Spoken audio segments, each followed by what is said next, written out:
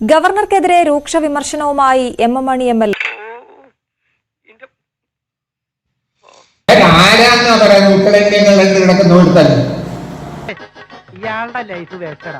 അത് ഒപ്പിടുകയല്ലാത്ത നാരിയെ നിങ്ങൾ വിളിച്ച കച്ചവടക്കാർ കൊണ്ടുകൊണ്ട് പുളിശ്ശേരി വെച്ച് സ്വീകരിക്കുക എന്ന് പറഞ്ഞാൽ ശുദ്ധ മര്യാദകേടാണെന്നാണ് എന്റെ.